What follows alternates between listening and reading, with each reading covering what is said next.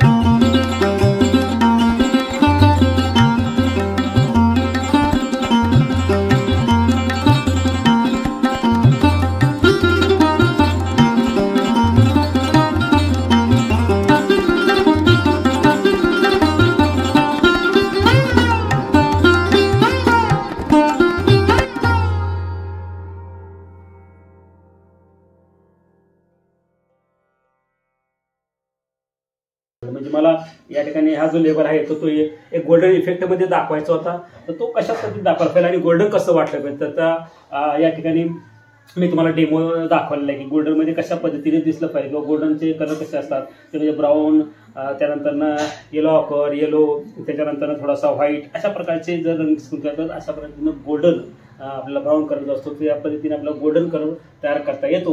तर या पद्धतीचं लेबल आपल्याला अशा पद्धतीने करता येईल. पोर्ट्रेटमध्ये काही गोष्टी महत्त्वाच्या असतात, त्या गोष्टी आपण केल्या पाहिजे. थोडा आणखीन जर याला मर्जी केलं तर आणखीन ते बेटर वाटणार आहे आणि तुम्हाला या पद्धतीनं पोर्ट्रेटमध्ये कशा पद्धतीने आपल्याला चांगल्या काम करता येईल, तर असं काम आपण प्रत्येकाने केलं पाहिजे.